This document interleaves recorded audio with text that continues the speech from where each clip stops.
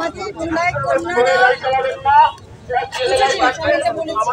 কেন রিক্সা র্যালি, একটা হচ্ছে রিক্সাওয়ালাদের সম্মানে তারা যে অবদানটা রেখেছে জুলাইয়ে সেটা ভুলে গেলে চলবে না।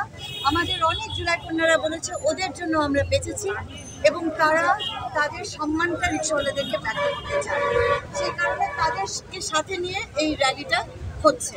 আর জুলাই কন্যাদের র্যালিটা আলাদাভাবে হচ্ছে এই কারণে যে আমরা জুলাই কন্যাদের কীর্তিটা ভুলে যেতে চাই না।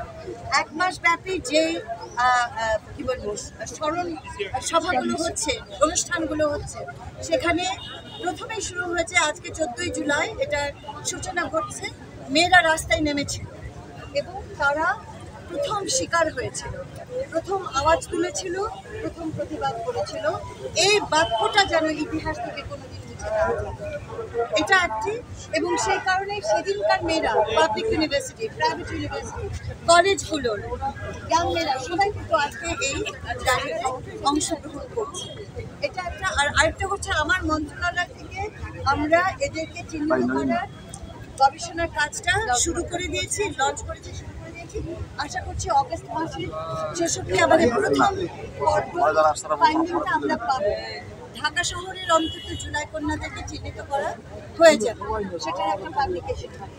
দ্বিতীয় কথা, আপনারা চিহ্নিত করতে যাচ্ছেন, যে বললাম তাদের ইতিহাস রক্ষা করব, তাদের কীর্তি যেন পাবলিশড হয়, তাদের কীর্তি যেন হারিয়ে না যায়। অনেক কাহিনীর মধ্যে মেয়েদেরকে ভুলে যাওয়াটা সবচেয়ে সহজ।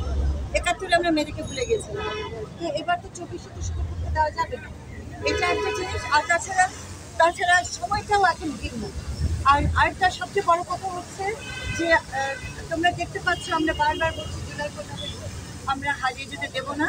এবং আমার মন্ত্রণালয় এটার এই উদ্দেশ্যে অনেকগুলো উদ্যোগ নিয়েছে এবং আমরা একটা আর্কাইভও করব এবং সারা দেশব্যাপী স্তরে স্তরে সারা দেশব্যাপী মেয়েদেরকে আমরা চিহ্নিত করবো। তোমরা মেয়েরা যারা এই যে রিপোর্টার্স আছো, তোমরা কিন্তু জানো যে মেয়েরা যুদ্ধ করে ঘরে ফিরে গিয়ে ঘরে একা বসে আছে, তারা চোখের জল ফেলছে, কারণ সমাজে তাদেরকে নিয়ে অনেক নোংরামো করছে, সেটা তো হতে দেওয়া যাবে না।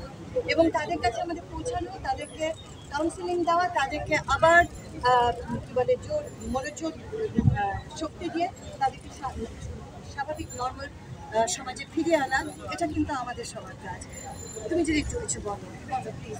এটা আমি একটু উপরে তুলে হাতটা বের করে নিয়ে